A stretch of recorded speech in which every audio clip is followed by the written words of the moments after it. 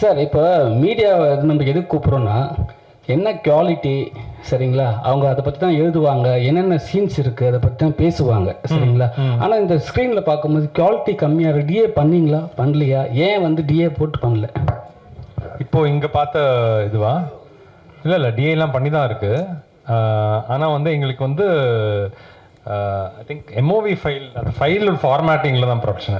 அது வந்து final quality will be much better தான். மீடியாவுக்கு போட்டு காட்டுறீங்க, அது காட்டும் போது நம்ம கொஞ்சம் சரியாக காட்டினா தானே வந்து எல்லாரும் எழுதுவாங்க சரியா. ரைட். இதுதான் வந்து நாங்கள் ஆக்சுவலி ஃபைனல் ஃபைல் தான் அது. பட் ஏன் இது சரியாக ப்ளே ஆகலன்னு தெரியல எனக்கும். நான் பார்க்கும்போதே லேக் இருந்துச்சு. அதுக்கப்புறம் வந்து ப்ராசஸிங்கும் போயிட்டு பஃபர் ஆகிட்டுற மாதிரி இருந்துச்சு. அது வந்து இங்கே சிஸ்டம் ப்ராப்ளமாக கூட இருக்கலாம். பட் ஃபைனல் குவாலிட்டி அப்படி கிடையாது. சரி, அப்புறம் வந்து எப்பவுமே வந்து இங்கிலீஷ் படத்தில் தான் வந்து லாஸ்ட்டு ஃபைனல் டைலாக்கு ஃபைனல் டச்செல்லாம் வச்சு ஒரு விஷயம் பண்ணுவாங்க.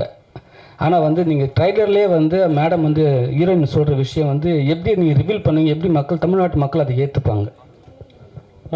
அது ரிவீல் இல்லை, அதுதான் ஆக்சுவலி கதையே. ஸோ அந்த டைலாக் நீங்கள் பார்க்குறீங்கல்ல, அது வந்து படத்தோட ஃபஸ்ட்டு 10 நிமிஷத்துலேயே வந்துடும். அதனால் அது ரிவீல் கிடையாது. அதுதான் வந்து அங்கே தான் கதை தொடங்குது. இல்லை லாஸ்ட் சீனே வந்து கதை தொடங்குற மாதிரி வச்சுருக்கீங்களா? நீங்கள் இதில் பார்த்த லாஸ்ட் சீன் தான் வந்து கதை தொடங்குற இடம் படத்தில். சரி சார், நீங்கள் சார் சோஷியல் மீடியாவில் வந்து பேசுகிற விஷயம் வேறு சரிங்களா. நீங்கள் படத்தில் விஷயம் கண்டென்ட்டை வந்து உள்ளே கொண்டு வரீங்க. நீங்கள் விஜய் சார் கூட வரும் படம் பண்ணியிருக்கீங்க, திடீர்னு வந்து என்ன சொல்கிறீங்க சைக்கோன்றீங்க. அப்புறம் வந்து சூர்யா சார் கூடவும் விஜய் சார் கூட நான் வந்து பழகியிருக்கேன், அவங்க வந்து நார்மலான மனுஷங்கன்றீங்க.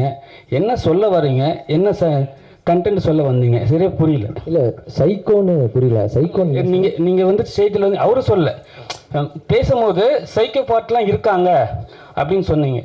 படத்தில் சொல்கிறீங்களா? நீங்கள் தான் சொன்னீங்க ஸ்டேஜில். இல்லை நீங்கள் இந்த ரிலேஷன்ஷிப் பற்றி பேசுகிறத பற்றி சொல்கிறீங்களா? நீங்கள் எப்படி வேணால் வச்சுக்கலாம், நீங்கள் சொன்னீங்க அதுக்காக தான். ஆக்சுவலாக இந்த படமே வந்து ரொம்ப ரிலேஷன்ஷிப் பேஸ்ட் படம் தான். இந்த படம் நாங்கள் 3 பேர் தான் மெயினாக, ஹஸ்பண்ட் அண்ட் ஒய்ஃப், நான் எக்ஸ் பாய் ஃப்ரெண்ட். ஸோ ஆக்சுவலாக இப்போ ரிலேஷன்ஷிப்பை வந்து நம்ம யூஸ்வலாக படங்களில் நிறைய விதமாக பார்த்துருப்போம். காமெடியாக பார்த்துருப்போம், இல்லை இன்டென்ஸாக பார்த்துருப்போம், ஒரு த்ரில்லராக பார்த்தது இல்லை. ஆனால் ரியலாக நம்ம லைஃப்பில் உள்ள எல்லா ரிலேஷன்ஷிப்புமே ஒரு த்ரில்லர் தான். திக்குன்னு இருக்கும். இப்போ கல்யாணம் ஆனவங்களுக்கு வேறு மாதிரி இருக்கும், பாய் ஃப்ரெண்ட் கேர்ள் ஃப்ரெண்டுக்கு வேறு மாதிரி. இப்போ லவ் டுடே பார்த்துருப்பீங்க, அதில் ஒரு ஃபோன் எடுத்து பார்த்ததுனால எவ்வளோ பிரச்சனை, அதுதான் இன்றைக்கி நடக்குது. ஒரு ஃபோன் எடுத்து பார்த்துட்டாலே அங்கே உங்களுக்கு ப்ராப்ளம்ஸ்லாம் இருக்குது. ஸோ இதுதான் இந்த படத்தோட இதே. லைக் எப்படி இவங்க வந்து ஒரு விஷயத்த அவங்க ஹஸ்பண்ட்டை சொல்ல முடியாமல் தவிக்கிறாங்க, தப்பான இடத்துல நான் வந்துடுறேன், ஸோ வந்தால் எப்படி இருக்கும், இதுதான் கதையோட இது.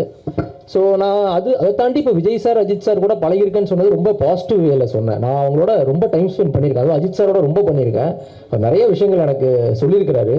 ரொம்ப நானுமே எல்லாரும் மாதிரி பார்த்த ஆட்கள். ஏன்னா எங்கள் அப்பா வந்து நான் சேலம்லேருந்து வந்தேன், எல்லா படமும் ஃபஸ்ட் டே ஃபஸ்ட் ஷோ போவோம். ரொம்ப வெறித்தனமான ஃபேன் எங்கள் அப்பா இத்தனைக்கும் ஒரு டாக்டர் சைக்காட்ரிஸ்ட். அவர் இப்படி ஒரு கண்ணாடி உடைச்சிட்டு போகிற ஒரு ஃபேனாக நானே பார்த்து அதிர்ச்சி ஆகியிருக்கேன். பட் அவரோட பழகும்போது ரொம்ப சராசரியான எனக்கு அந்த ஃபஸ்ட் நாளே எனக்கு அந்த அவ்வளோ தூரம் ஒரு ஈக்குவலாக ஒரு ட்ரீட் பண்ணார். ஏன்னா நம்ம வந்து ஸ்டார்ஸ் அப்படி பார்க்குறோம்ல, ஸோ அதெல்லாம் இல்லை. நானுமே ஒரு சராசரியான எனக்கும் அதை சொன்னார் அவரே, எனக்கும் எல்லா விதமான நல்லதும் இருக்குது கெட்டதும் இருக்குது, ஸோ அதை அக்செப்ட் பண்ணிக்கணும்ன்ற மாதிரி. ஸோ அதை நான் வந்து சொல்லணும்னு நினச்சேன், அவ்வளோதான், வேறு எதுவும் இல்லை. சோஷியல் மீடியாவில் வந்து ஒரு விஷயம்லாம் வந்து ஒரு ஆக்டர் பேசினா பெருசாக பேசும் பொருளாகும். ஏன்னா நீங்கள் ஒரு கூட நடிச்சிருக்கீங்க சரிங்களா. நீங்கள் வந்து எந்த ஸ்டாண்ட் எடுப்பீங்க? ஏன்னா வந்து பார்த்தீங்கன்னா சோஷியல் மீடியா இருந்த உடனே பார்த்தீங்கன்னாவே அவர் சில பேர் திட்டுறாங்க, சில பேர் வந்து அவர் கூட வந்து சப்போர்ட் பண்ணுறாங்க. சரி, நீங்கள் வந்து அவர் ஒரு நடிகராக ஒரு நல்ல மனிதராக பார்க்குறீங்க, அவரோட ஸ்டாண்டு ஓகேவா? யாரை பற்றி? விஜய் சாரை பற்றி.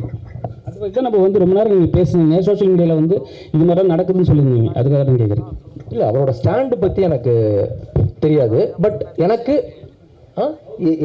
இப்போ என்னோட ஸ்டாண்ட் பற்றி பார்த்தீங்கன்னா என்னை வந்து அவங்க பேசணுன்னே அவசியம் கிடையாது என்கிட்டலாம். ஏன்னா நான் ரொம்ப சின்ன ஆக்டர், நான் வந்து அவங்களோட எக்ஸ்பீரியன்ஸ் தான் என்னோட வயசே. ஸோ அப்படி இருக்கும்போது என்ன ஒரு ஈக்குவலாக ட்ரீட் பண்ணி ஒரு சேர் போட்டு உட்கார வச்சாலே நான்லாம் இப்படி ஆகிடுவேன். அதை தாண்டி இப்போ அஜித் சார்லாம் எங்கள் அப்பாவை கூப்பிட்டு ஒரு 1.5 மணி நேரம் பேசினார் தனியாக. அவருக்கு அது அவசியமே கிடையாது. அவரை வந்து எவ்வளோ பெரிய ஆட்கள் பார்க்கணுன்னு வெயிட் பண்ணுறாங்கன்றது எனக்கு தெரியும். பட் ஒரு ஒரு இன்சிடென்ட்டில் கூப்பிட்டு அப்பாவை கூப்பிடு அம்மாவை கூப்பிடுன்னு சொல்லி 1 hour கிட்ட என்கிட்ட பேசினார். ஸோ எனக்கு அதெல்லாம் எனக்கு ரொம்ப பெரிய விஷயமா இருந்துச்சு, இதெல்லாம் பண்ணுறாங்க அப்படின்னு சொல்லி. ஸோ அந்த இதுதான் நான் சொன்னேன்.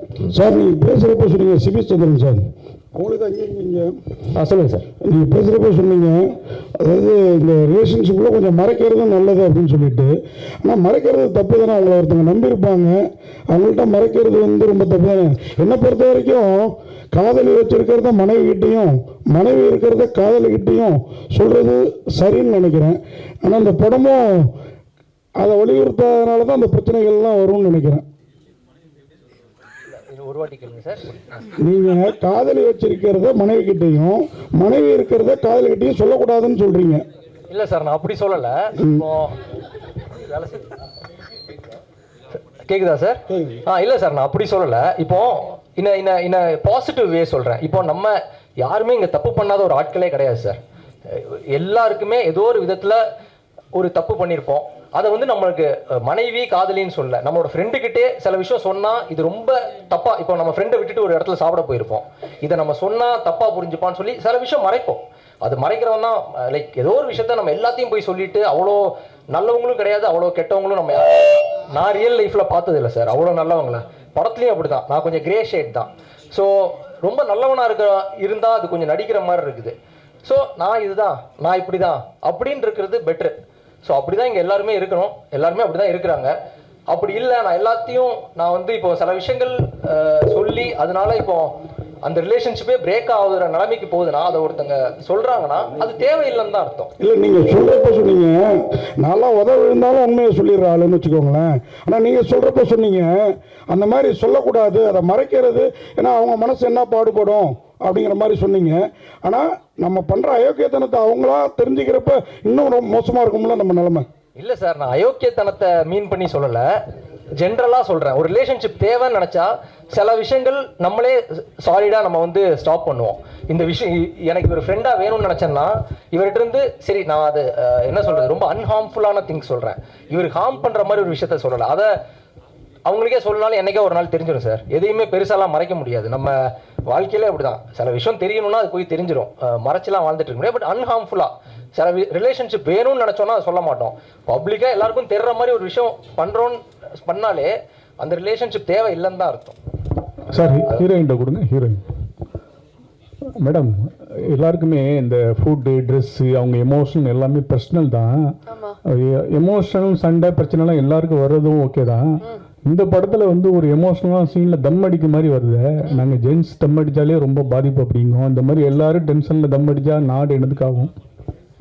அடிக்கக்கூடாது தான், ஆனால் அது ஒரு கதாபாத்திரம், ரியாலிட்டி இல்லை. ஸோ அந்த கதாபாத்திரத்தில் அவங்க வந்து சில பிரச்சனைகள் கோத்ரூ பண்ணுறாங்க. ஸோ ஒரு ஆக்டரோட வேலையே வந்து அந்த ஒரு பாத்திரமாக அதுக்கு உயிர் கொடுக்கறது தான். ஸோ நான் அதை அவ்வளோதான் அப்படி தான் பார்க்குறேன்னு தவிர நான் அதை ப்ரமோட்டோ பண்ணல. நான் ஒரு டீ டோட்டலர் அவ்வளோதான் நான் சொல்ல வரேன். அந்த கேரக்டருக்கு ஜஸ்டிஸ் பண்ணணும். என்னோட நடிப்புக்கு ஒரு தீனி மாதிரி தான் இந்த படம். எனக்கு வயிறு ஃபுல்லாக இருக்குது இந்த படம் நடித்தது, அவ்வளோதான். இந்த படம் பார்க்குற லவ்வர்ஸ் ஓகே, ஒரு ஹஸ்பண்டு எக்ஸ் லவ்வர்லாம் இந்த படம் பார்த்தா படம் முடிஞ்சு வெளியே வரும்போது என்ன மெசேஜ் எடுத்துகிட்டு போவாங்க? இல்லை, என்ன மெசேஜ் அப்படின்றது கிடையாது. இது சோஷியல் மெசேஜோ அந்த மாதிரி இல்லை. இப்போ ஒரு 3 பேர் வந்து ஒரு இக்கட்டான ஒரு சுச்சுவேஷனில் மாட்டியிருக்காங்க. அந்த சுச்சுவேஷன்லேருந்து வெளியில் வரத்துக்கு நடுவில் ஒரு டைம் இருக்கு இல்லையா, அதில் நம்ம நிறைய கோத்ரூ பண்ணுவோம் எமோஷ்னலாக. அந்த எமோஷன்ஸை பற்றி தான் இந்த படம், இந்த ஜேர்னி. இது எல்லார் வாழ்க்கையிலையும் அப்படியே சும்மா நடக்கிற விஷயம் கிடையாது, நடக்கவும் கூடாது, அந்த மாதிரி நடக்கக்கூடாது.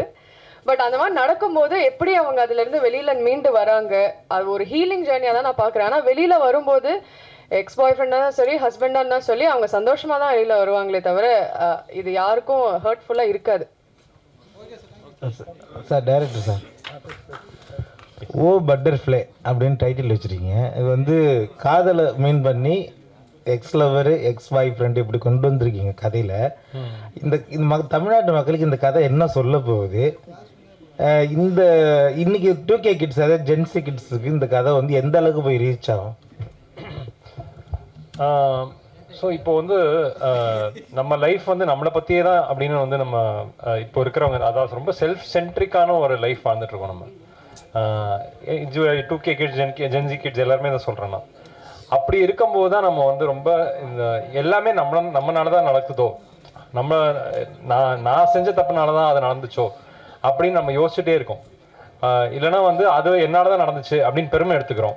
இந்த மாதிரி ஒரு செல்ஃப் சென்ட்ரிக்கான ஒரு லைஃப் தான் நம்ம வாழ்ந்துட்டு இருக்கோம். அதில் இருக்கும்போது அது ஒரு ட்ராப் தான் ஆக்சுவலி. அந்த ட்ராப்லேருந்து எப்படி வெளியில் வருதுங்கிறது தான் படம். அது ஐ திங்க் அதுதான் வந்து பர்சனலாக ஒவ்வொருத்தரும் இந்த எஸ்பெஷலி நீங்கள் சொன்ன ஜென்ரேஷன்லேருந்து பார்க்கும்போது அந்த மெசேஜ் தான் அவங்க எடுத்துப்பாங்கன்னு நான் நினைக்கிறேன்.